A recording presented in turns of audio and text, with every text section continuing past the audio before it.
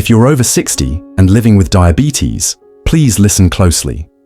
You might think it's all about sugar or skipping dessert, but the truth is, there's much more happening inside your body that most people don't realize. I've spent years watching older adults struggle with complications they could have avoided, not from candy, but from quiet habits that seemed harmless. Because as you age, diabetes doesn't play by the same rules. What worked at 40 won't work at 70. Your pancreas is slower, your liver is less efficient, your muscle mass shrinks, and your insulin sensitivity drops, even without you noticing. That's why one day you feel fine, and the next, your blood sugar won't come down, your vision gets blurry, or you wake up exhausted even after a full night's rest. But here's the good news. There is a way to take control, and it starts with the daily choices you make. Quiet, powerful habits that can help you protect your heart, kidneys, brain, and energy for years to come. Let's begin with one of the most misunderstood pieces of the puzzle: breakfast. Morning. Mistake number 1, skipping breakfast or eating only carbs. After 60, your morning routine sets the tone for your entire day. And if you're skipping breakfast or just eating toast or cereal, you're silently stressing your blood sugar and setting off a dangerous cascade. Why? Because your body is most insulin resistant in the morning. That means your blood sugar will spike faster from carbs eaten at breakfast than any other time of day. Susan, 72, thought she was doing everything right. Low-fat granola with skim milk every morning. But her A1C kept rising. She was tired by 10 a.m. and dizzy before lunch. What was going wrong? She was starting every day with sugar, and her aging metabolism couldn't keep up.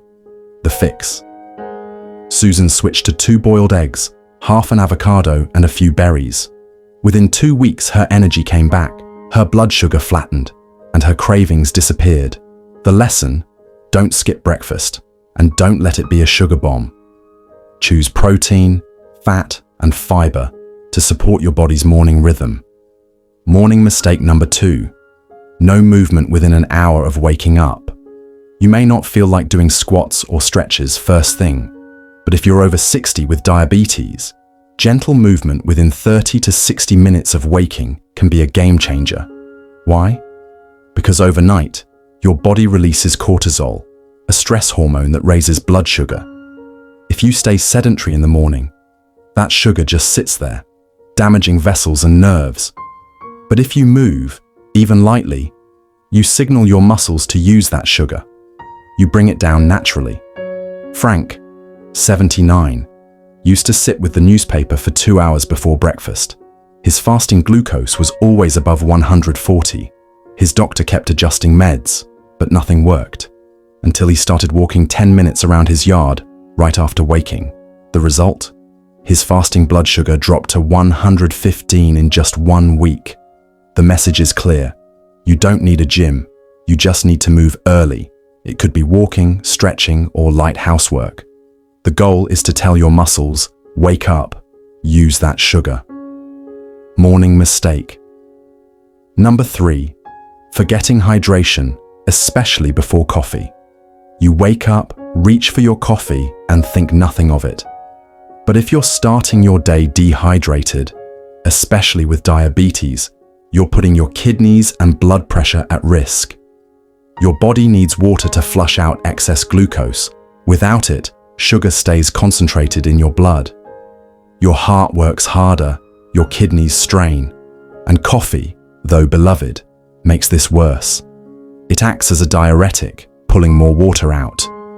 Edna, 81, had no idea her morning headaches and fatigue were linked to dehydration. She drank coffee all morning, but almost no plain water. Once she added a full glass of water before her coffee and another with breakfast, her dizziness vanished, her blood sugar stabilized, her labs improved. The fix is simple. Drink a full glass of water within 15 minutes of waking, before your coffee, and sip throughout the day, even if you're not thirsty. As we age, our thirst signals weaken. You need to drink by habit, not just instinct. Morning mistake number 4, taking certain medications without food, metformin, glipizide, even blood pressure pills. Many older adults take these medications first thing in the morning, on an empty stomach, but that's a mistake. Some diabetes drugs can cause sudden drops in blood sugar if taken without food. Others irritate the stomach lining, leading to nausea or loss of appetite, which makes consistent eating even harder. William, 76, was waking up shaky, sweaty, and confused. His family thought he was having nighttime lows. But the real problem was his morning medication timing. He was taking his diabetes pills at 6 a.m., then not eating until 8:30. The result? His blood sugar was crashing from the meds long before breakfast. He adjusted his routine, took pills with breakfast, never before. The crashes stopped. His mood improved. He felt like himself again. The takeaway: always ask your doctor or pharmacist which medications must be taken with food. Don't assume it's safe to swallow pills on an empty stomach, especially if they affect your sugar or pressure. Let's talk about 5 common afternoon mistakes and how to fix them before they cost you energy, clarity, or worse. Afternoon mistake. 1. Heavy lunch. Followed by sitting or napping lunch feels satisfying. You've earned it. But for many seniors, a large midday meal followed by a nap or long stretch of inactivity creates the perfect storm. Blood sugar surges after eating, and if it's not burned off by movement, it lingers, leading to drowsiness, inflammation, and eventual insulin resistance. James, 83, loved his big lunches: rice, meat, bread, and dessert. But an hour later, he could barely keep his eyes open. He started falling asleep mid-conversation and waking up groggy. His doctor checked his sugar, post-meal spikes, over 200. The fix? James now eats smaller portions and goes for a short 10-minute walk after lunch. That little movement brought his sugar down by 30 points and brought his mind back online. The lesson? After 60, digestion slows. Blood sugar rises faster. So keep lunch balanced and always move after meals, even if it's just pacing around the house. Afternoon, mistake number 2, drinking tea or coffee. Late in the day, caffeine can feel like a harmless pick-me-up. But for older adults, especially those with diabetes, it comes with hidden costs. Caffeine disrupts insulin sensitivity. It also raises cortisol, your body's stress hormone, which in turn raises blood sugar. Betty, 76, didn't understand why her sugar readings were higher in the evening, even though she was eating light. But her 3 p.m. tea habit was the culprit. Once she switched to herbal teas, like chamomile or cinnamon, her numbers dropped. She also started sleeping better. What's the point? Your body's ability to clear sugar declines as the day goes on. Avoid caffeine after 2 p.m. It keeps your blood sugar higher, your sleep lighter, and your body under unnecessary stress. Afternoon mistake number 3, ignoring blood pressure. You might think diabetes is all about sugar, but here's something crucial. Your blood pressure matters just as much. Diabetes damages blood vessels over time. Combine that with uncontrolled blood pressure, and you're staring down the barrel of strokes, kidney failure, and vision loss. And yet, many older adults skip afternoon checks, thinking it's only a morning concern. Richard, 78, was diligent about his morning pills, but never monitored his pressure later in the day. Then he fainted while gardening. Doctors found a blood pressure crash, followed by a sugar spike, both quietly building all afternoon. Now he checks at 3 p.m. daily, especially during hot weather or after meals. That one habit helps him prevent the sharp dips and dangerous peaks. The tip: check your blood pressure at least twice a day.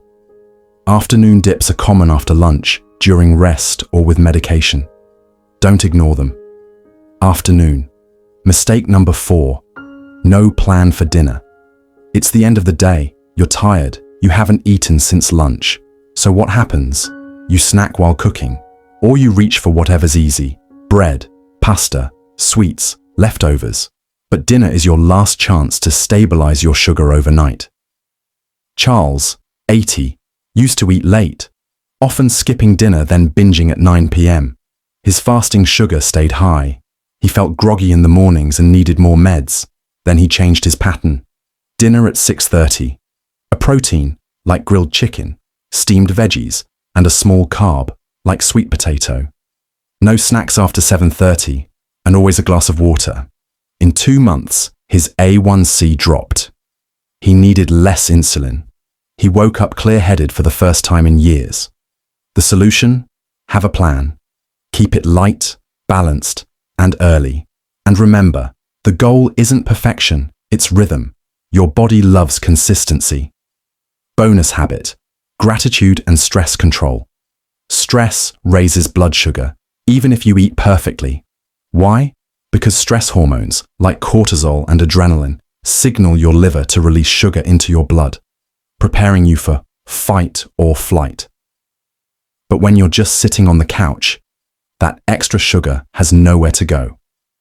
Mildred, 85, took care of her diet, but carried deep anxiety.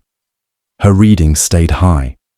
Her doctor told her, "You need to treat your mind, not just your meals." She started journaling 3 things she was grateful for every afternoon. Just 3 lines. She also added 10 minutes of slow breathing while listening to soft music. Her next blood panel shocked her doctor. Lower sugar, lower inflammation, better sleep. So if you want to heal your body, calm your mind. Because diabetes is not your identity. It's a condition you can manage. 1 hour, This one video habit, helped you. one Please meal like it, at a time. Subscribe to Health 490 to support us for better videos.